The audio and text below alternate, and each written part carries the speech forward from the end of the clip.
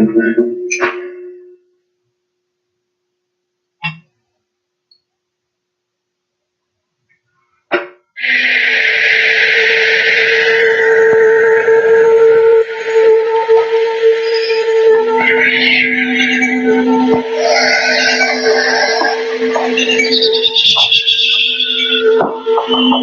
had another dream, Dad. I understand, son. But we have to get on with it. We each have responsibilities. Yeah. Son, I think it's time you and I had a little talk. You're old enough to get your head down out of the clouds. Start keeping both feet on the ground, right? Okay. Stop daydreaming. Start facing your problems, okay?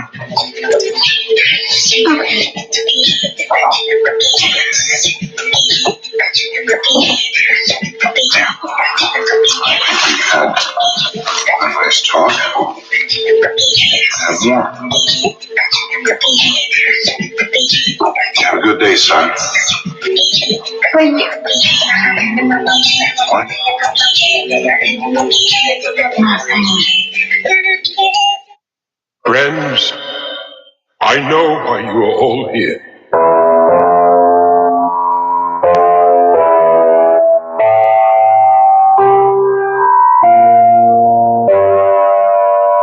The nothing is destroying our world. I also know that you have come for help.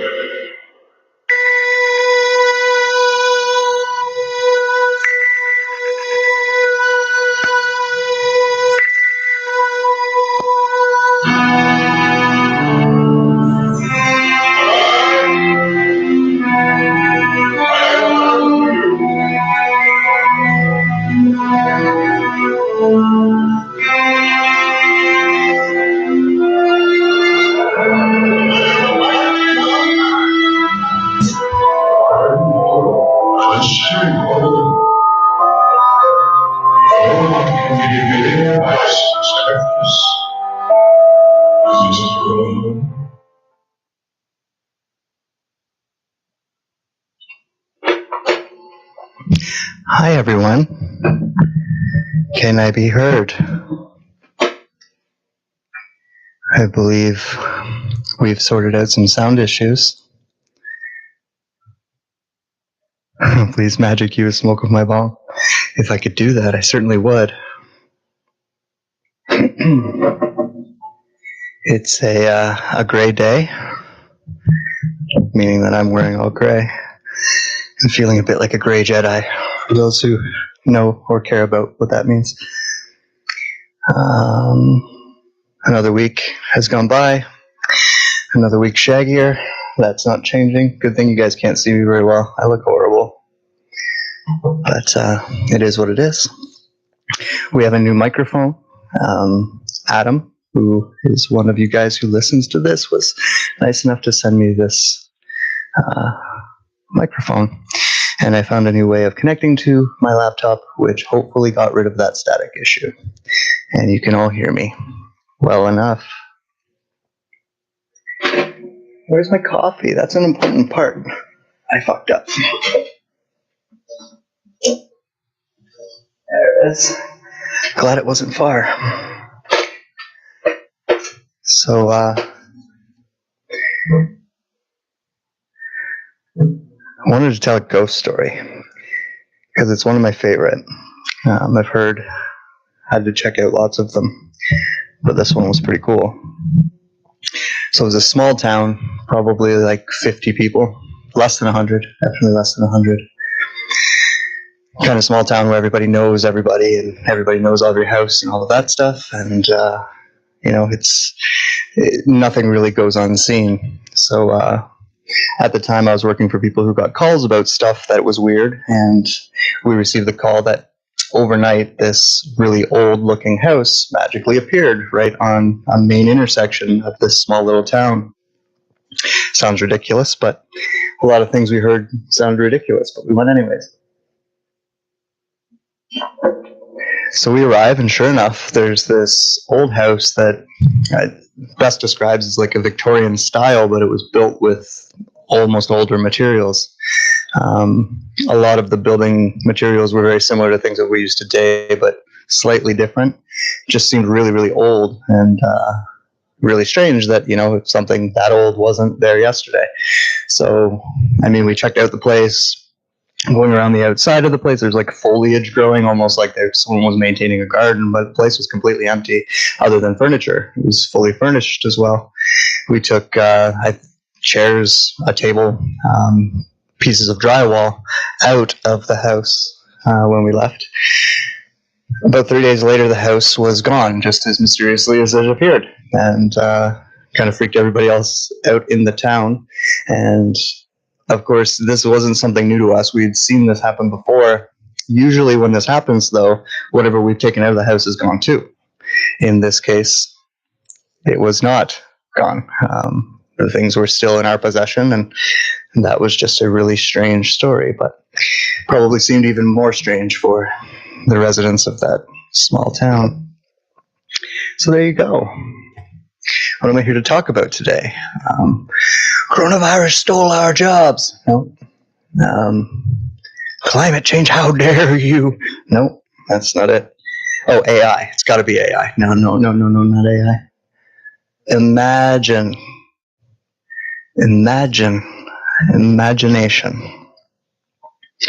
It's probably the most important part to creating magic, and it's also the part that we lack the most in. Not all of us, obviously, but most of us.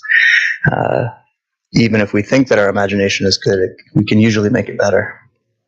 So, going back in time, there's a reason why people used to write in pictograms, hieroglyphs, images, symbols, as opposed to words and letters.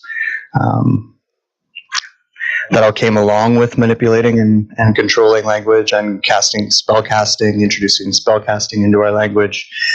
Originally, most words, they matched the frequency of whatever they were talking about. We were also a little bit more telepathic. So if you were to say something like tree, you wouldn't necessarily have to go into describing the tree, because that person would also pick up kind of what would you call it, a image of the tree. So it's a little bit different than having to use words to describe, it was a maple tree and it was X many feet tall and so on. So taking that away from us, replacing, that type of communication with, straight up verbal communication, erasing language, and then eventually bringing it back in a more controlled fashion is part of what led to our imagination being controlled. I sound completely stoned because I am completely stoned. I'm sorry, I saw that comment. I just smoked 3 bongs. You watched me do it. Anyways, so they took the imagination away from us. They replaced, us telling stories over time, oral traditions, things like that, with the written word, documents, things like that, eventually replaced things that we would do naturally, like sitting around a campfire and telling stories, or just watching the flames and creating stories in our mind, with eventually books. Books weren't so bad, but then the radio came, and people would just kind of tune into the radio. But even with the radio, you're still, you don't see anything. You still have to invent those images in your mind. So your imagination is still hard at work. But then you introduce the television, and all of that work that your imagination had to do starts going out the window. No longer do you have to conjure those images in your mind. If you read Lord of the Rings, you have to, over a series of multiple chapters, picture Gandalf. You would find, bit of a description of them in this chapter, a bit more here, a bit more here, a bit more here over the course of the 3 books, maybe that you're first reading. And then you finally have a complete picture of Gandalf in your mind. Or you can watch the movie Lord of the Rings, and there's Ian McKellen in a suit and a tall pointy hat. You see, that's the difference. That work was taken away from you. And so what becomes really important for us is learning how to get that back. And, a solution for that is read more, talk more, have conversations, work on expressing yourself better, based on what you see in your mind, like describing things. I'm not even that good at it unless I'm sitting down in front of paper. Usually if I'm talking to someone, I have a hard time with it. But the things like that are just little things that you would do that eventually start bringing your imagination back. Another really good thing would be to, create somehow, write stories if you want to write, but draw, paint, something like that. Great way to do it. But a more potent way to do it is to try and do it all in here. If you're into music, try and create the music in your mind, and get it as detailed as possible. Be able to imagine how the melodies would interlock and the beat would hold it together. If you're a painter or a visual artist, actually get into how you're going to be moving to make those strokes look the way that they do and create that painting to look the way that it does, in so much detail of you actually carrying it out and doing it. The more clear you can get that image of you doing it in your mind, the easier it's going to be when you go to do it as well. So these are all things that you can do. One thing that I do often is create movies in my mind. I have this series of movies that I stole from like a video game back in the, I guess it would have been early 90s. Loosely took their premise and decided I was going to make movies about it.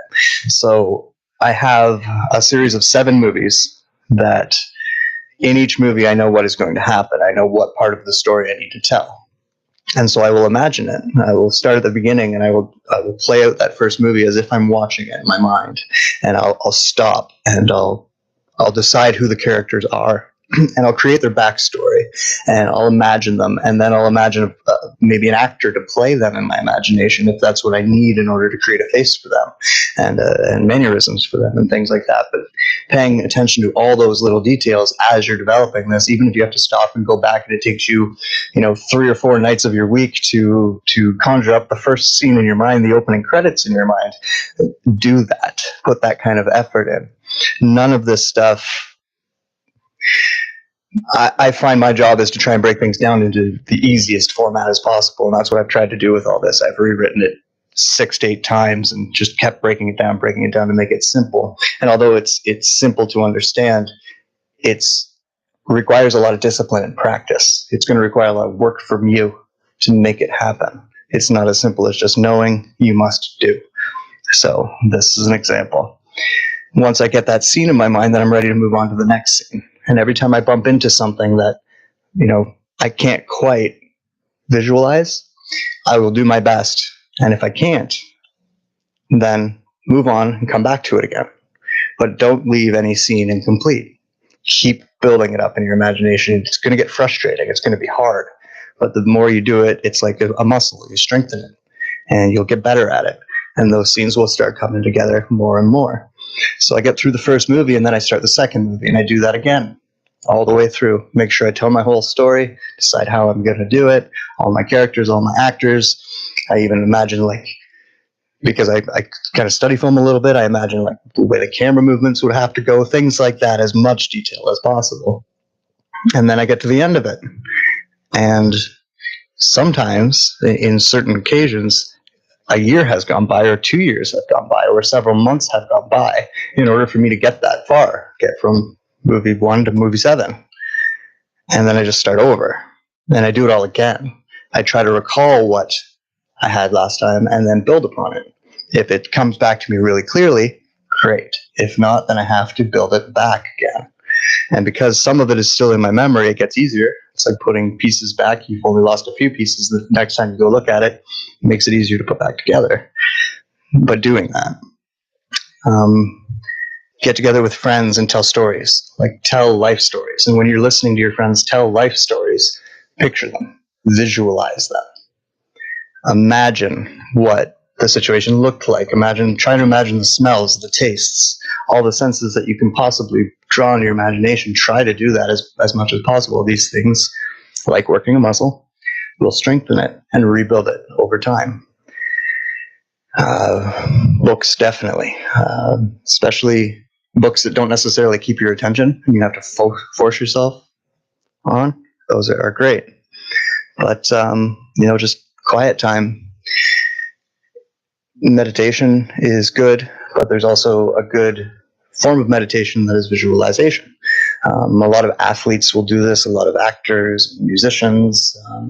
Myself, when I'm getting ready to play a show with my band, there's a bunch of things that I've planned out ahead of time that I want to do, and I've laid it in bed at night and I've visualized myself doing them 20 to 30 times before I ever get on that stage and do it. And even when I do these, I run through this in my head over and over and over again to a fault, so much so that I actually forget that I haven't actually told you guys stuff. I've just told myself in my head one of those times running through it. So, these are all things that you can do. And where is this imagination coming from?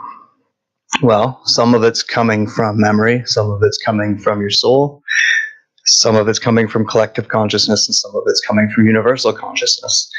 There's a saying that there's nothing new under the sun, and that is technically true. You're not going to completely conjure something new in your mind. It might be new to you, but you might discover someone else has already thought of it. Because of the way collective consciousness works, I don't know if you've ever heard the story about, what was his name, Ian Fleming, the guy who wrote the James Bond series, finding out after the fact that there was a spy who lived above him while he was writing those series. So maybe that's where he picked up some of the inspiration, right? I'm sure all of you have had experiences like that in your life. I've had full song lyrics to things that I hear another band put out later, and or just done something funny. Like, I remember making fun of a popular song one time and then hearing Eminem do it 4 or 5 years later on one of his tracks. So that's the part of the collective consciousness and our imagination where we're all connected. And so we can gain inspiration from coming in contact with other people, or listening to other people's material, or listening to things that we don't normally listen to as well. Even if you don't like them, your inspiration will pick up on things and you can use those in your imaginings. And it becomes, the advanced exercise of everything I was talking about in terms of strengthening your imagination would be to create things you don't like. Naturally, a comedy movie would never come to me, so I've made it a point to try and imagine comedy movies as an example, something like that. And then you'll just kind of pick inspiration out of things, and it's fine. You don't have to worry too much about copying, because you're just doing this as an exercise, right? You're not trying to sell a movie, you're not trying to sell a book, you're just strengthening your imagination. So don't worry too much if you're copying Star Wars. Don't worry too much if you're copying Lord of the Rings. Even if you need to start off by creating yourself spin-offs of these things, that's not a bad thing to do.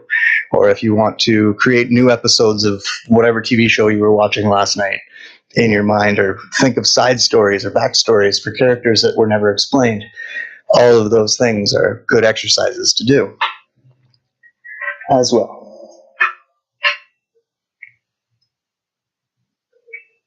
And then use that to create, and use that to tell stories, and use that to gain new interests. And all of those things will help you gain back that imagination that's been so beaten down in you. And imagination is extremely important when it comes to magic, because that's where it all starts. You need to be able to visualize so very clearly that it's just as real as looking at anything else. The pineal gland does multiple things. It's a transmitter, it's a receiver, and it's like a dream workstation. You can use it to visualize, and those visualizations can become just as clear, as potent as what these eyes are doing, the more you strengthen it. Part of any type of exercising to, what they call it, decalcifying the pineal gland, things like that, all would benefit with your imagination as well.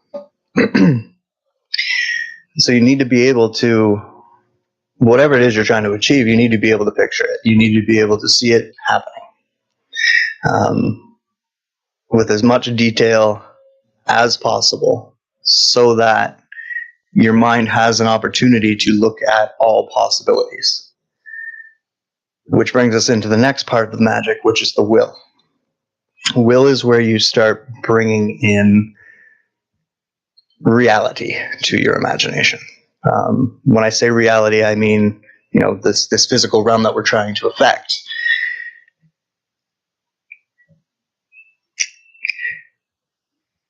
You want to employ the trivium method that we used before. Use things like, what am I doing? What do I want to achieve? Who is going to be affected? Who is involved? Where is this going to happen? Why do I want this to happen? And why is a really big one, which we'll come back to? And then how would that look? And you need to understand that what you're doing while you're looking at all of these things is you're setting your intention, because you're gaining information that will affect your feelings that then come out in your action. So look through all of those, look through all the W's and the H, and then think about how that makes you feel, right?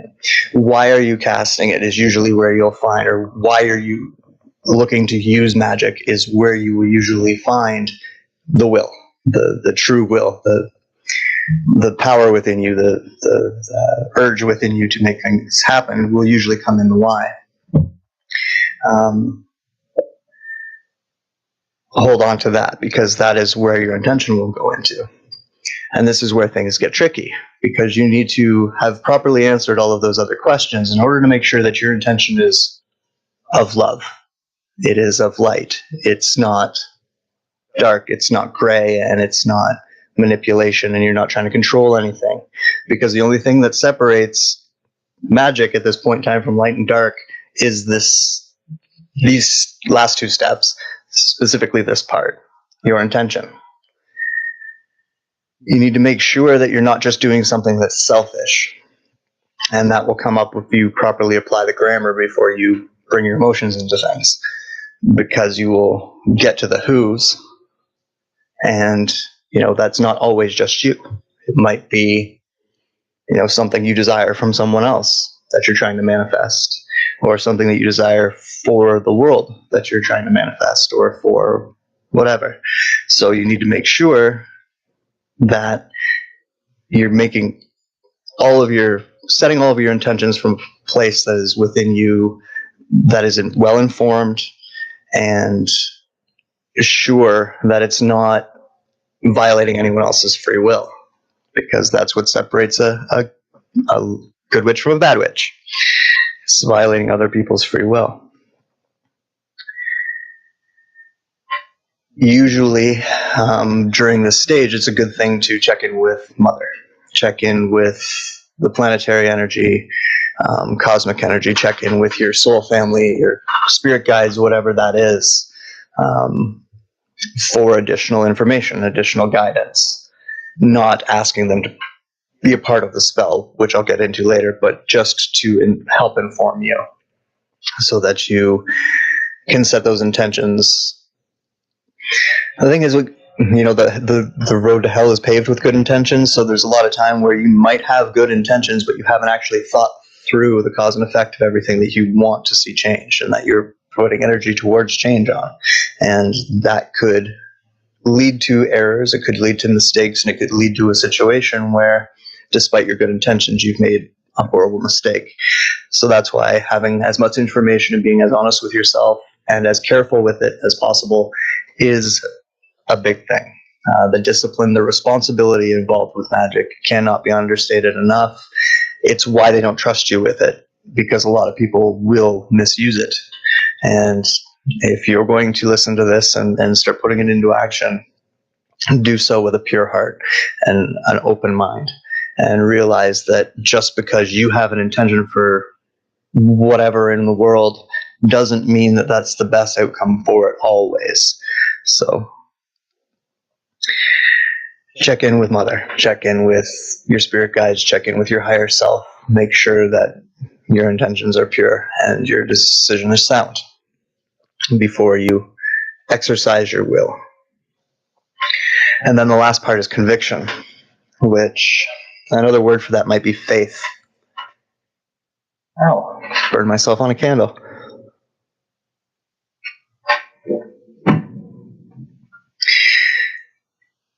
You need to believe in what you're doing. You need to convince your mind that what you've imagined and what you're putting your will behind is not only possible, but it will happen, right? My will happen. In order to do that, you have to be very sure of the last two steps. You have to have your imagination bang on. You have to have gone through everything, all of the questions of your will, and built up enough power behind it to have conviction where you no longer question yourself. And this is another step that can be skipped to perform black magic, because this is the step that most black magicians would go, I don't need my own conviction. I don't necessarily need my own will. I have this dark entity out here that I worship in whatever way and perform whatever they request of me in order to be the conviction and the will behind my magic. Don't do that. Don't do that. Even if you're in really good connection with your spirit guides or whatever, magic should come from you, and that's it. Otherwise, you are performing black magic. It's that simple.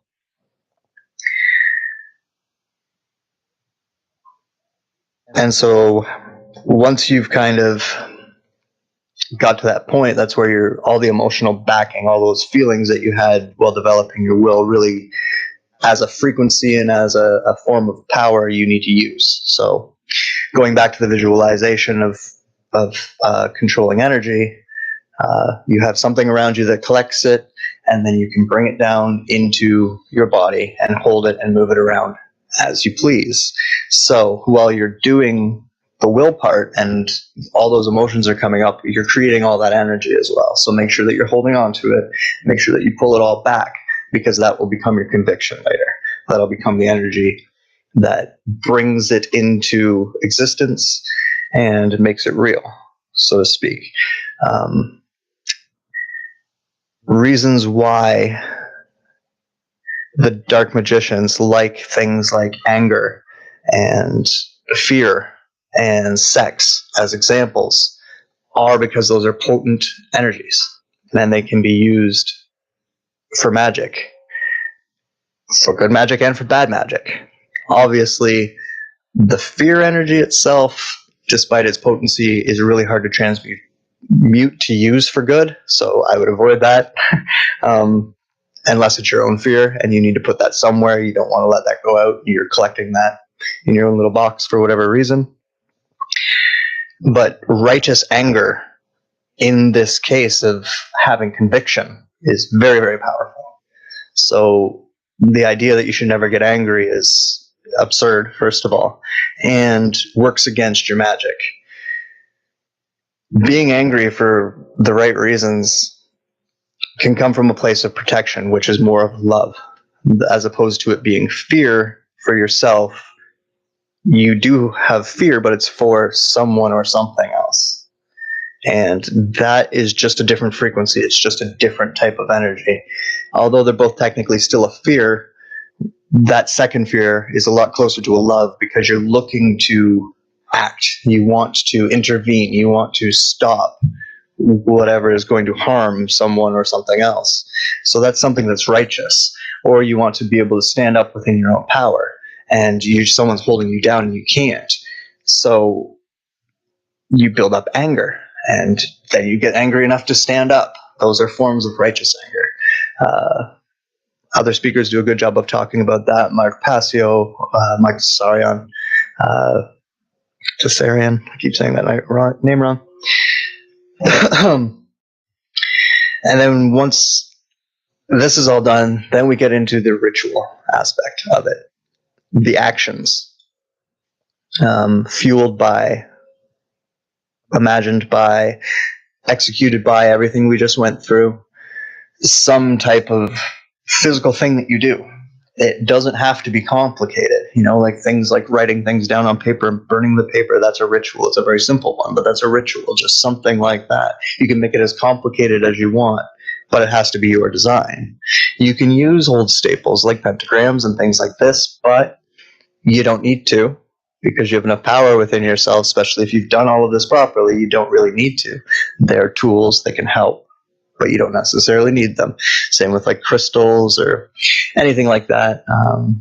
Typically, saging has its place as well. But again, we as individuals can build up the powers to do all of that stuff without the tools. So we don't need to look at them as an absolute necessity. You can get yourself, and if it's just not comfortable for you, do what's comfortable for you. Same thing with like meditation. Like you don't need to sit in that position all of the time. Certain types of meditation, you can really benefit from being in that position, but you can be laying in your bed. You can be sitting comfortably in a chair. You just have to meditate. Meditation isn't something that you're doing physically, is it? It's really something that you're doing energetically. So with anything like this, when it comes to ritual, do what you want to do. If a vision board type thing works for you, then do that. If writing it down, if recording it, write a song, make a painting, put up an angry post on Facebook, whatever works for you. It didn't need to be an angry post. It was just an example. Whatever works for you as a ritual to make it real for your mind, something that you can really attach everything else you've just conjured into, so that once you see that, it's done. And that's it. Your mind sees that performed. It's been through all of these steps. It makes it real. It's not instantaneous. It takes practice. It takes a lot of discipline. It's something that will take a lot of time for you to develop if you haven't already been working on these things. But every one of you is capable of it. Don't give up. That's it. Like, don't expect instantaneous overnight results. Don't beat yourself up if it's taking you longer than others. And, some people in this day and age, because of the way society is sick, can spend their whole life and never quite get there. But every little bit helps, because you're consciously directing energy, which is a lot of what magic is, right? Consciously directing energy in order to have some type of outcome doesn't need to be big. It can be subtle. It can be small and have massive effect. The analogy of dropping a pebble in a pond, right? So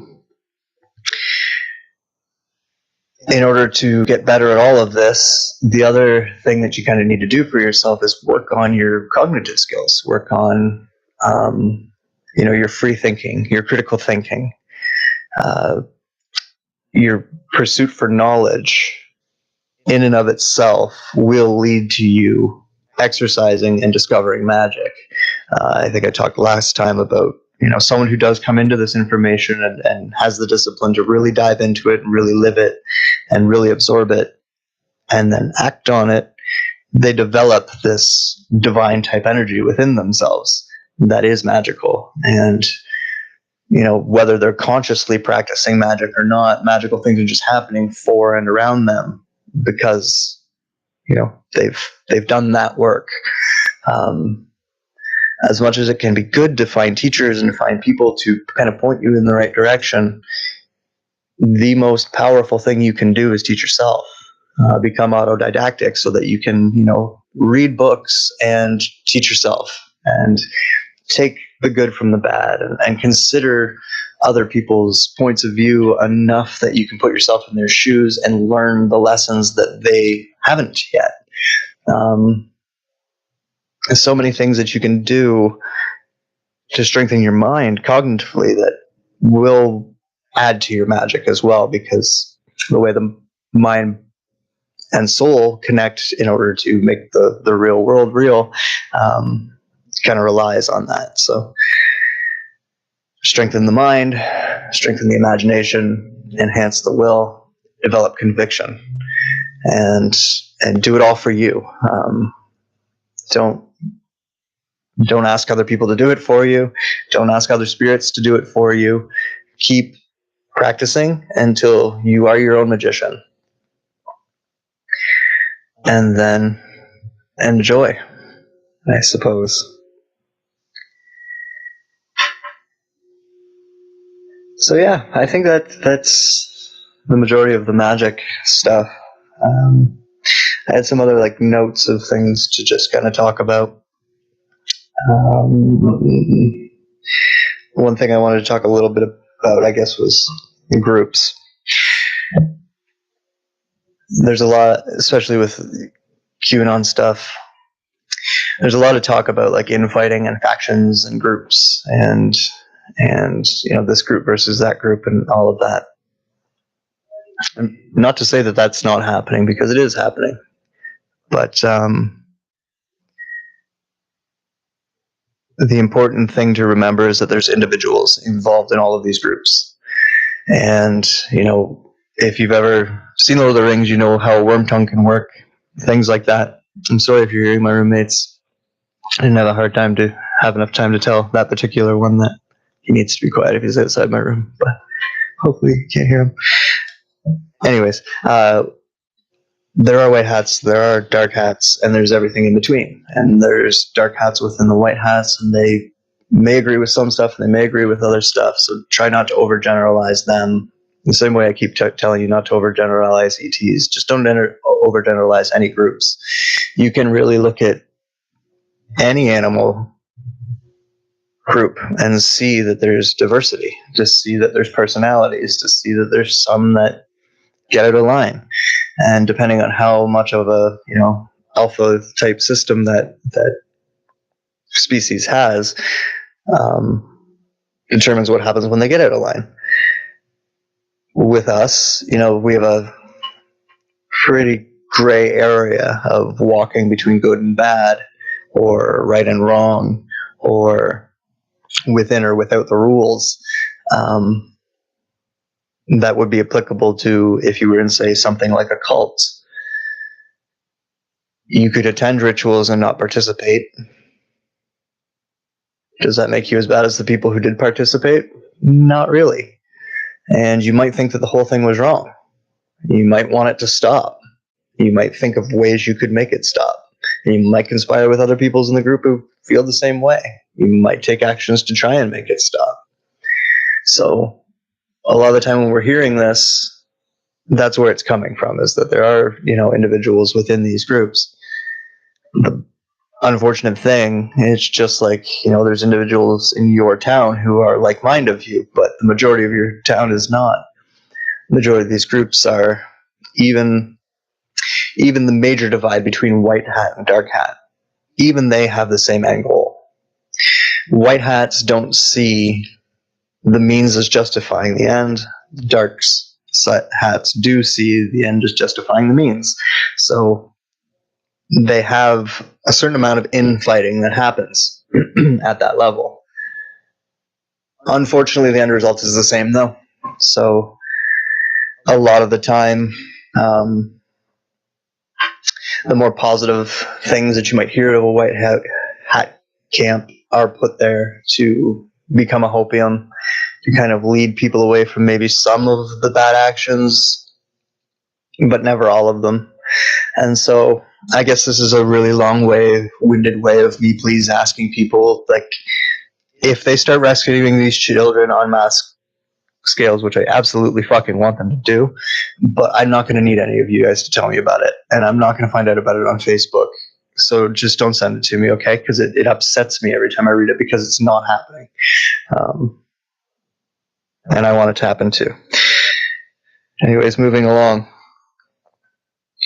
I get asked a bunch of questions, and the questions about like all of this stuff. I get asked to talk about myself in certain ways. I try not to. Personal friends, they hear kind of a backstory about myself that goes beyond what I've made public. I don't want to do that here, because that's not what this is about. This isn't about me, and I don't mind entertaining you, but it's not about that.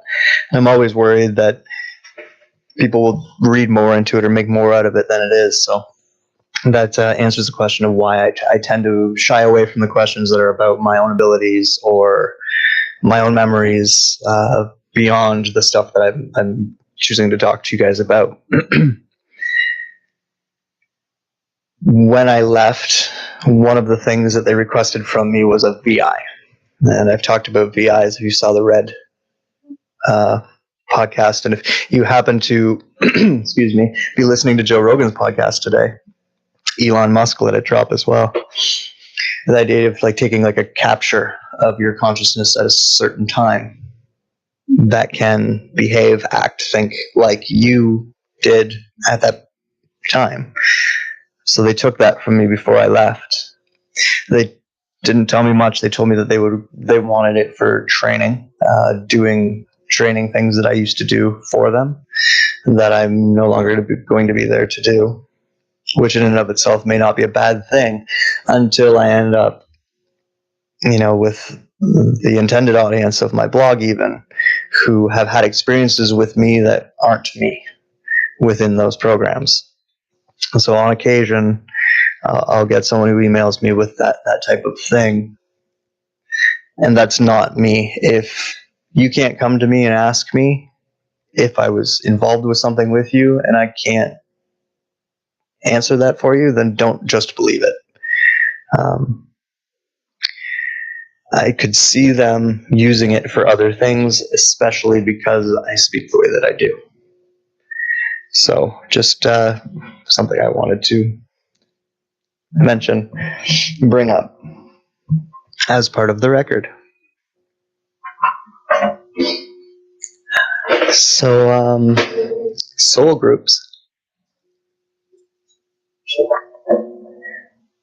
I think I've already answered this question, but it keeps getting asked. So I'll try again. We leave source and we start incarnating, and that's where our individualism kind of starts. Sometimes a bunch of sparks leave source together at the same time. That is what a soul family is. And they typically will then choose to, especially the first few times, incarnate really close to each other. Typically at different times within each other's lifetime, perhaps, or like say part of the same family or best friends, something close to that, so that they know they'll be together, they'll interact at some point in time during that lifetime and gain whatever experience they had planned to gain. That's usually what these groups do. At some point in time when they go back to source, they bring back a different type of memory system. Kind of over my head stuff I don't know about, but anyways. Over time, they might start spreading out more. So they'll start, incarnating in different places, maybe geographically, or maybe even on different planets. But that doesn't disconnect them from that original soul group.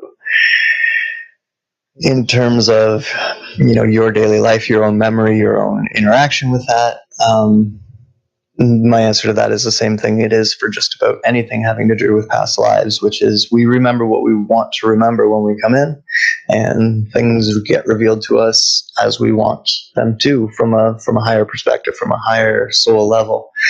And we can trust that we don't necessarily need to go digging. We just need to be aware. Little things will happen. It's the same thing as looking out for synchronicities. You have to be watching for them to notice them, right? So little things will trigger your memory. You'll develop an affinity with a certain period of time or a certain story during a certain time.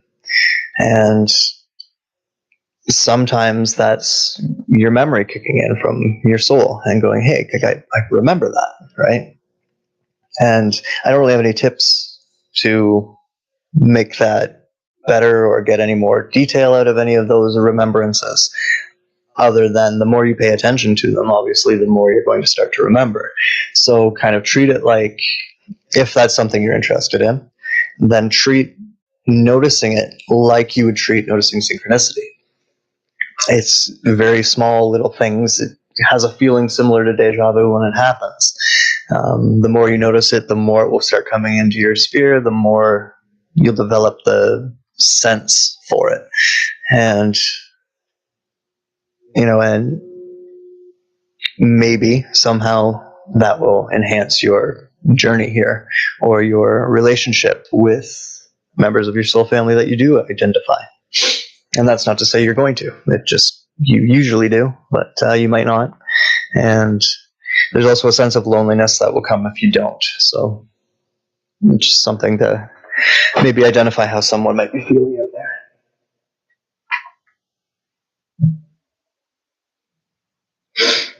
there. I wrote this down. Savior programs cannot exist without the Draco. There are going to be certain speakers out there who just will not stop talking about them, and that's why. Because without an enemy that, is fantastic, then there can't be a fantastic savior, right? There can't be a hero without a villain. If there are multiple villains, as is the case, like the villains here are people like you and I. If there are multiple villains, then there are going to be multiple heroes. And if you're not running some type of savior program, you have no problem hearing that. You actually really like that. But if you are, you're not going to like that idea. You're going to be like, no, we need the reincarnation of Whoozah Boozah Bob to save us, and we need these guys to come down and save us. And yeah, that kind of savior program can't run without the Draco in our community. So just something I wanted to talk about. And I got asked to talk about breatharians. We consume way too much. We consume way more than we actually need to. But our bodies and our biology have been trained to do that. Bringing yourself back from that into much less consumption and learning how to consume other energy sources requires the same thing that it does, which is discipline and practice. You would have to start weaning yourself back off of food quite dramatically and be able to do so in such a way that you reach a point where you reach an equilibrium with it, where you're not getting sick, it's not making you feel weak. Your body's cells will start to change. They will start to adapt to whatever energy sources they are getting. And we as human beings generate a lot of energy. So, yeah, it's possible. I've seen it done. I wouldn't recommend trying it. It's not necessary. It's not going to make you any more enlightened. It's just it can, just like any other type of physical practice can, like martial arts or becoming disciplined with diets and stuff like that. All can help, but yeah,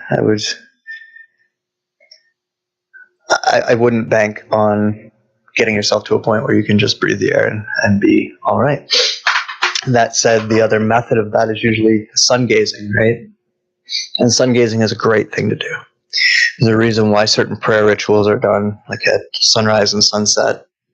It falls into the same thing. Same thing I talked about thanking the sun and sending it gratitude. It's a two-way street. It comes in, we give it to it gives it back. It's always giving it to us. So sun gazing is a good practice to try. Just be careful with your eyes. Good way to start would just keep your eyes closed and try and look through your eyelids at it for a long time. I do that all the time. Pretty much every time I go outside, I'll do that for at least a few seconds. So that's that. So now it's time for me to hit another bong and then answer some questions. What can I ramble on about in the meantime? So I got the Christine podcast up finally. It took me too long to get around to editing, even though it was a really easy edit. And I also got the Emily Moyer one up, which I've been wanting to do with her for a long time because I think her story is very relevant to a lot of people. And I love her a great deal. I love both of them a great deal. I love them all. But yeah, it was a challenging edit because the power went out mid recording. I think I mentioned it in the podcast. that ended up deleting a big part of what I would keep as the recording. So that was a little bit annoying. Took a little bit of extra editing, but also gave me an excuse to edit a little music in there, which is always fun.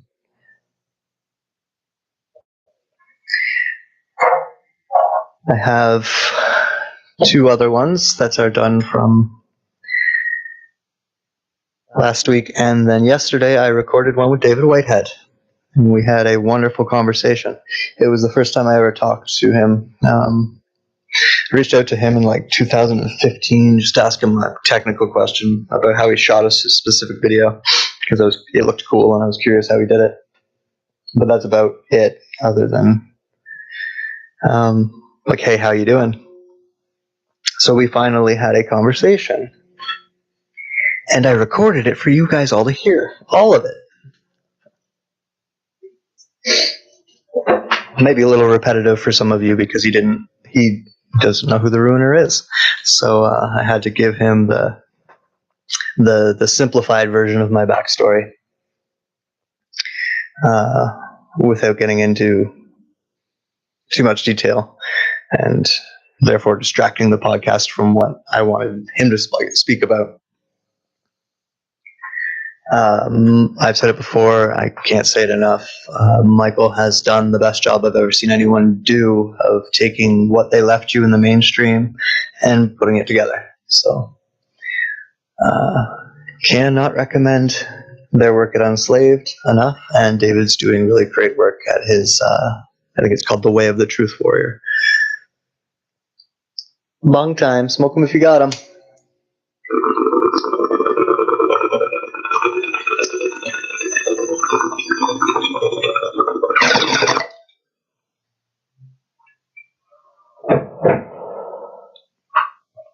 I think I can pull off this Jupiter Ascending thing.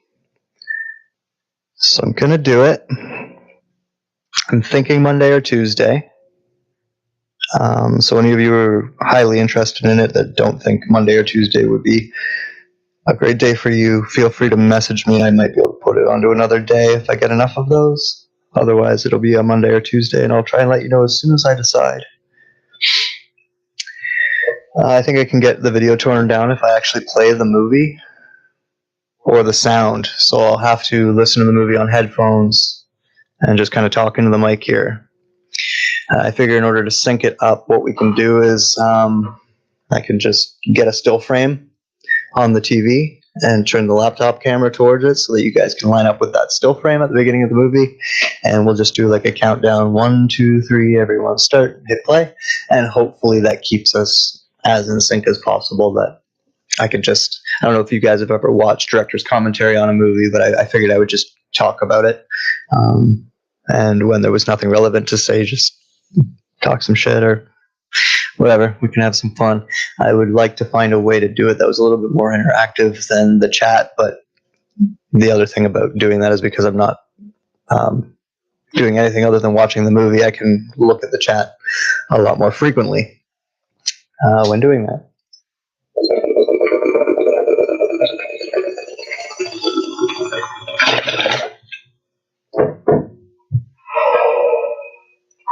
I think Jupiter Ascending is good and rich and very relevant to this particular live excuse me, stream series I've been doing here.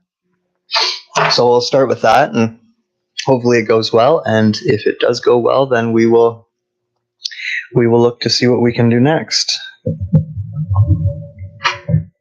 So I'm going to move up a little bit here so I can actually read that, because I'm still blind despite my glasses. That was a fun story.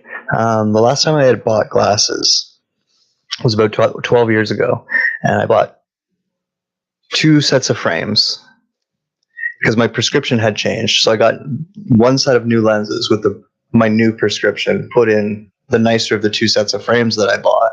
And then I had my old lenses, that the prescription has now changed, put into the other frames that I bought that were cheap. And within about 4 days, my son, who was, I think he was like 3 or 4 at the time, got a hold of them and snapped the new pair in half with the new prescription. And I put on the other one as like a backup. and then just over time kind of forgot about the fact that the prescription wasn't even my newest prescription, and just never bothered buying new glasses because I was fine. And I wore those fucking things for 12 years. So I was wearing the wrong prescription for 12 years, which of course would fuck my eyes up even more. So eventually, I think it was like last year, I go into the eye doctor. I get my eyes tested, and it was hilarious because she put something up and she was like, okay, what can you read? And I'm like, read what? Because all I could see was like a white square with like gray blur on it, like not even like blurs, just a blur. And she was like, put your glasses back on. And I put my glasses back on, and she's like, do you see it any better? I'm like, no. She's like, you're legally blind with your glasses on. So yeah, needless to say, I needed a much stronger prescription. And it was hilarious because when I went to pick up the new glasses a few hours later, I put them on, and it actually made me almost fall. Like, it was such a shock to be able to see things properly again, such a shock to my brain that it knocked me off balance, and I started to feel dizzy. And I was walking home taking like extra big steps because everything looked so much closer. I felt like I had to walk up. No, it was hilarious. So perception is a funny thing. It's a lot of fun to play with sometimes. That's why we do drugs. All right, guys. I'll actually look at questions now. I think I saw one that I should have answered. Back it up a bit. Why is this thing always so difficult? What are my thoughts about invoking archangels? Oh, hey, you. Well, I don't believe archangels are what we're taught that they are. So, for that reason and other reasons that I stated when I was stating it all to begin with, it's just better if it comes from you. So, if you're talking about invoking them in terms of magic, then I would definitely go against it. And if you're going to start calling on them in terms of maybe just talking to them, meeting those characters that eventually became called archangels here, do so with caution because they can be tricky. They're very wise, all of them. None of them are outright bad, but all of them are very tricky.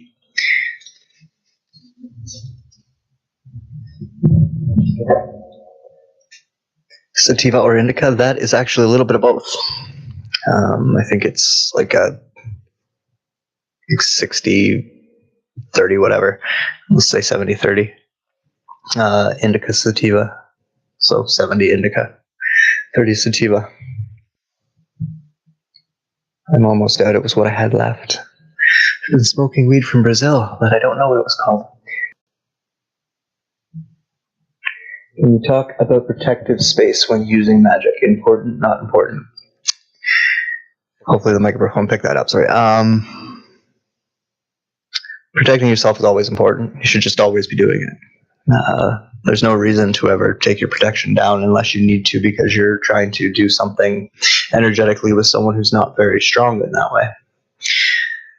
So, yes, it's important. Feel safe and secure in whatever environment you're performing your rituals and while you're doing all those steps, actually. So, yes, it is important.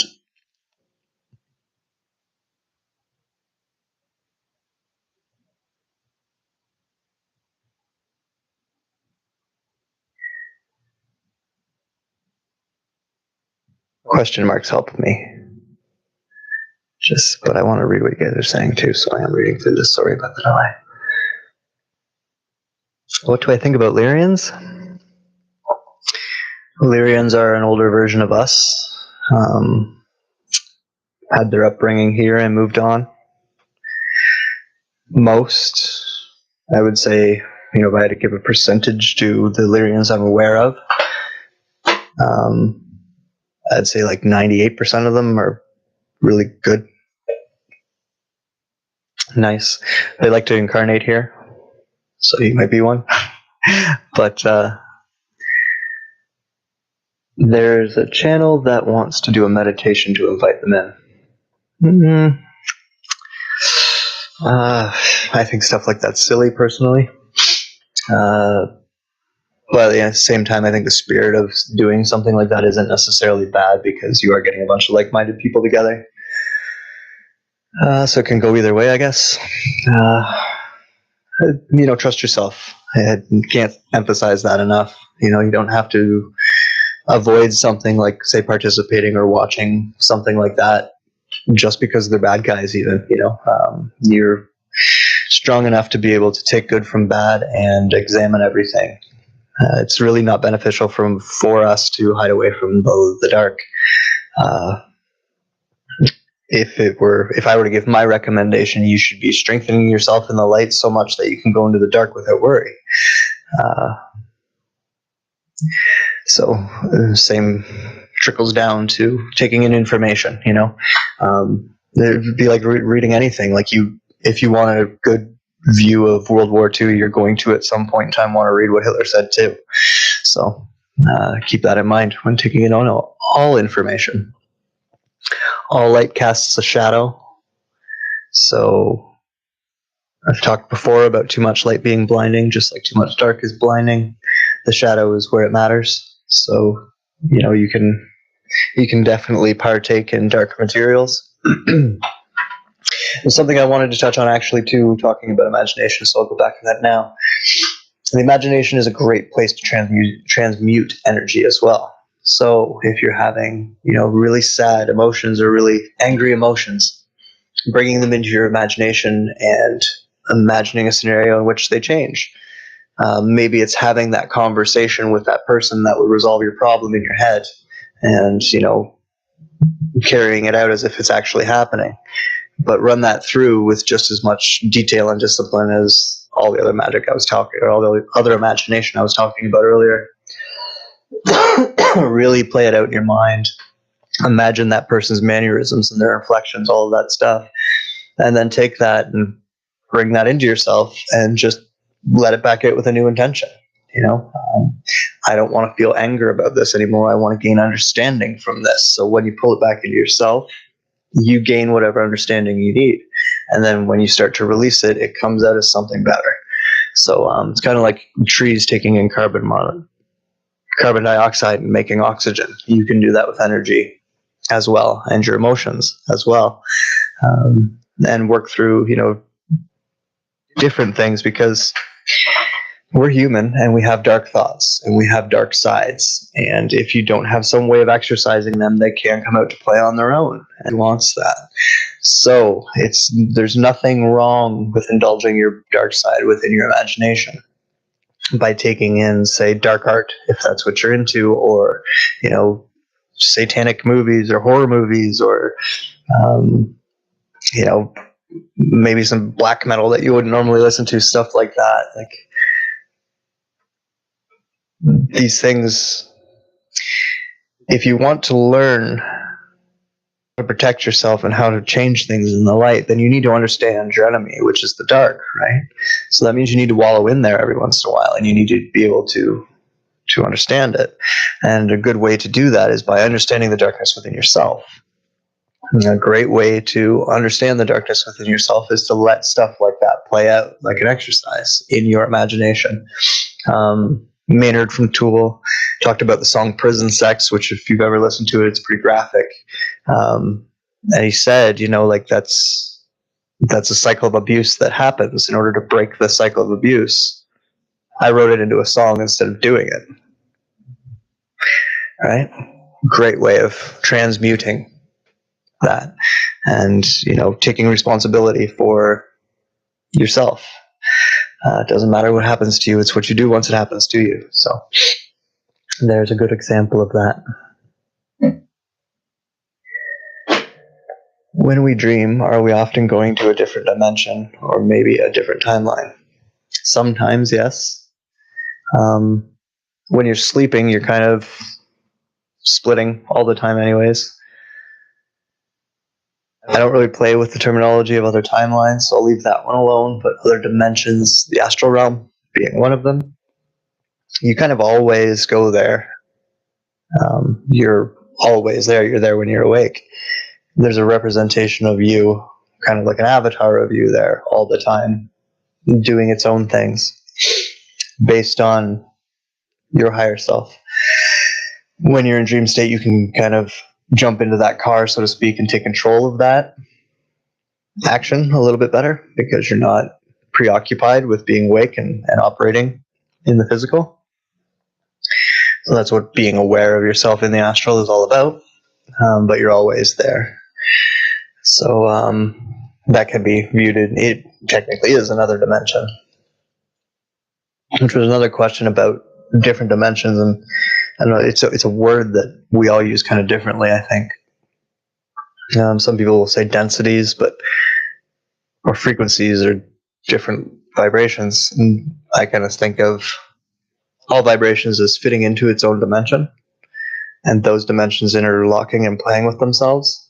And you can lock in on just that frequency and exist within a space with that frequency. And I think that I call that space a dimension. So when I was talking about our energies being dimensions and the fact that we have all of this large spectrum of emotional connection, and that gives us access to more dimensions than a lot of other types of beings, that's what I meant, is all of those dimensions, which interlock and play like a great big tapestry with everything else, like the astral realm, the wheel or the realm of incarnation, all of the ghost realm, all of them.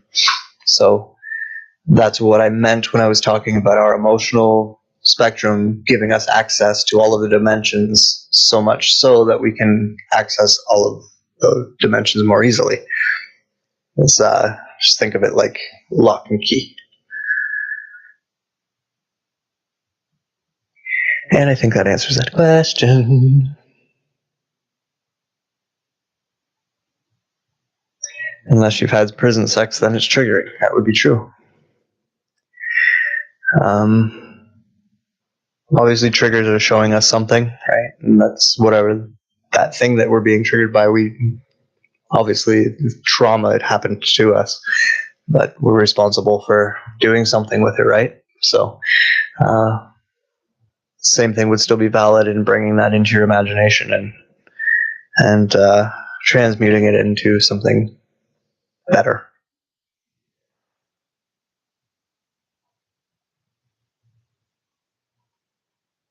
I just tipped the pizza guy big time for not social distancing because fuck that shit. Oh yeah. That's a good one.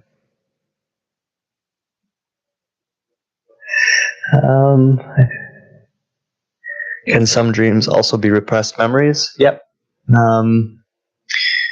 Yeah, so I guess I didn't quite finish on the dream topic because I only talked about one type. Our dreams are taking information from a bunch of different places. It's coming from our subconscious, our memory, and other dimensions. And it's breaking down in different ways in our mind. Sometimes those dreams are a little bit more lucid, where we're actually in that, or can focus on all of the information from just that one dimension, and that's what we get back in the dream. Sometimes the memory is focused on just the memory, and that's why we get most of that in the dream. You can also have, symbiotic connections with someone, like say your mother, where you can dream their actions at times, and all of those different examples can also get, because you dream multiple times over the course of the night and your memory kind of starts to overlap when you're doing that, they can all seem overlapped. So it can seem like one big dream with a bunch of different things that went on, but they are actually a bunch of little micro dreams that all fit together in a big narrative in your mind. And because of the brain working like a computer and getting way too much information all at once, it has to break and parse down all of that information into symbology and symbols and things that are familiar to you. And so for the most part, it has to pull out of your memory in order to conjure that shit for you. So a lot of your dreams, or if you really wanted to get into the baseline root of your dreams, it's all kind of coming from your memory because you're remembering it from somewhere. So long, bigger answer for that question.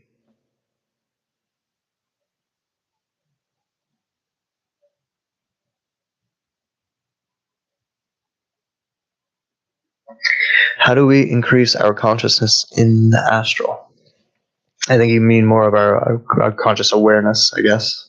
Like I said, we're always conscious there. Pulling that consciousness into here, our awareness of it from here. Dream diaries are a good place to start for most people, unless you have a good enough memory to remember your dreams. First thing you'll want to do is try to separate what's coming from your memory, meaning things that you know you've been through, and what seems to be being conjured out of nowhere. Practicing with lucid dreaming is pretty much the best way, because a lucid dream is more or less astral travel in a way. You're taking control of that dimension, or your actions in that dimension. So I don't really have a lot of tips for learning how to astral travel, astral or lucid dream. Sorry. The best one that I ever found was you sleep in your bedroom, so most of your dreams are starting in your room. Having something that you do almost like a constant ritual in your room every day.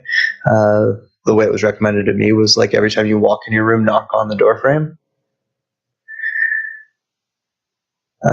People watching you would think you were OCD or something, and you probably look a little bit crazy, but it works. And then what will happen is eventually you'll have a dream where you go to walk out of your room and you'll knock on the door frame, and it'll sound different, and you'll realize you're dreaming, and you'll become lucid at that point.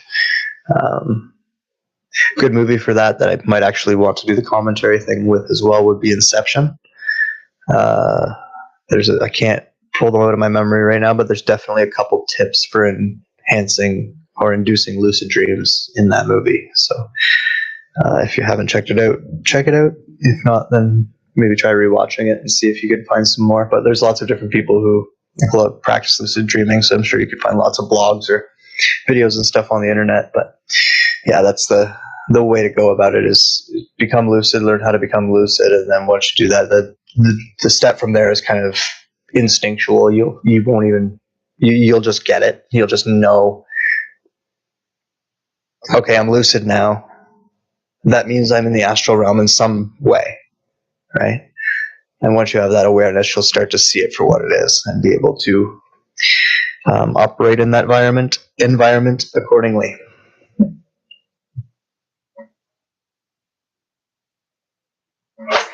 Is it possible to share a dream with other people? Yes. Again, because of the way things get broken down from the astral realm, you could have a astral interaction with someone, and that comes back to you as a shared dream. And usually, whatever you guys conversed about or whatever the topics were will come through in the symbology of the dream, i.e. the settings or whatever you did actually talk about in the dream, or maybe something that you both remember happening in the dream. Stuff like that will all tip you off to whatever communication actually happened in the astral realm. Even some people who are very skilled at astral travel still end up communicating with each other that way, where it comes. It's almost like the team meeting at the end of the astral battle, where you meet in dream state and you have like a face-to-face conversation about it. I think that's like, I'm joking kind of, but I think that's kind of what happens with humans. From other types of brains, it's very differently, but from a human brain, I think that's the most common way.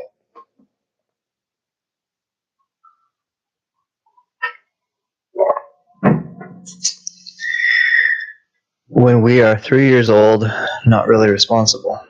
Well, no, you're not responsible for what happened to you. You're responsible for what you do once it happens to you.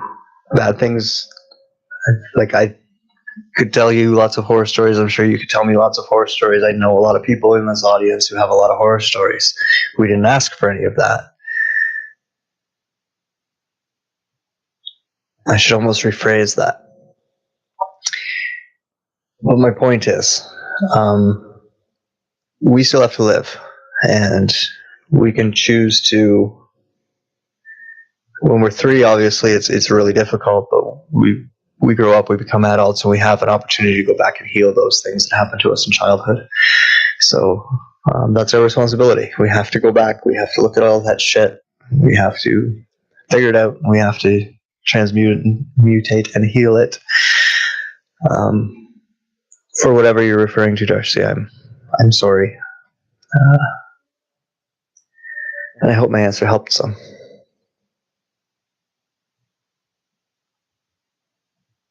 I married my mother 3 times. No more marriage, am I right?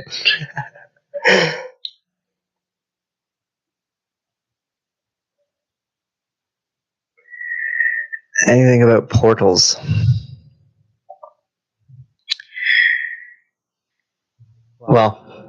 Yes. The idea of portals is basically just about inverting energy between two things, kind of inverting the light and the dark matter in that particular space in order to open a rift or a rip, black hole, mini black hole, that you can travel through. Portal technology typically works on some type of system where, you know, the location is known and the technology is translating or facilitating that rip in time space for you to step out from one place to the other. Most stars, like things like the sun, are portals as well, and the internal energy source of each planet is also a portal.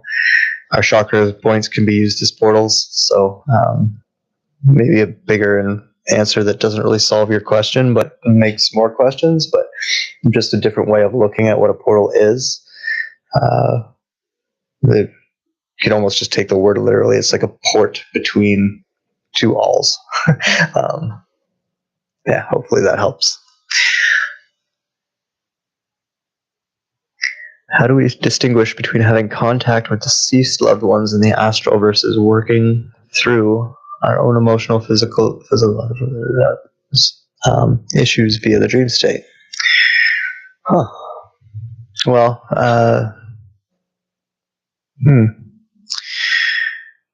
other than my, go-to answer of trust yourself, the proof is in the result with stuff like that too.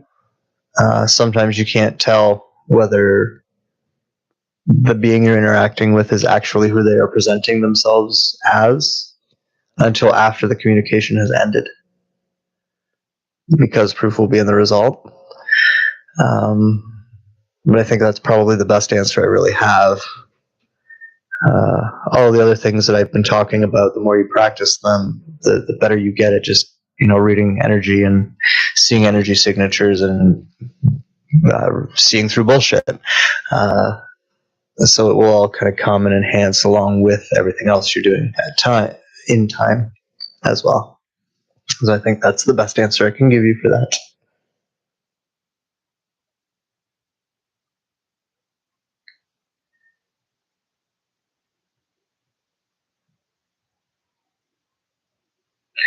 Artifact retrieval program. That's written down right there. I just forgot to read it. Sorry. This planet has been used for a very long time. Some things get left behind as the resets happen. Sometimes things crash and never get found. And the Illuminati Umbrella Corporation has a program that is specifically for that. It involves a lot of remote viewing and then the actual physical retrieval part of it.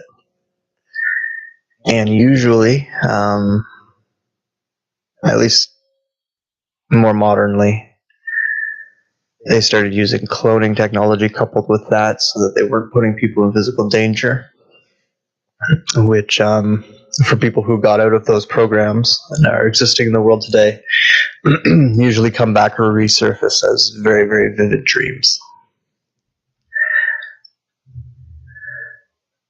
Bob Lazar, his story is talking about a military artifact retrieval program that has found ancient technology on the planet. An old man I worked for at one point in time does stuff like that as well. But it is a kind of a big deal. It's why they went to war with Iraq when they did. Babylon used to be there. They found something. Yeah. I think that answers the question. That's most of what I know about it. I was never involved with it myself. I know people who were. And that's why I know what they report to me anyways of how they get back the memories, as they do come as very vivid, very, very vivid dreams.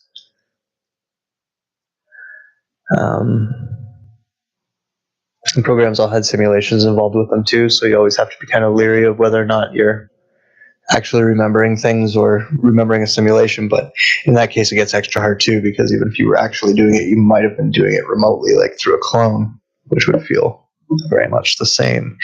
So that can be a tough one to kind of live with, like, if you will, because the memories are never coherent, and you can't really put the whole story together.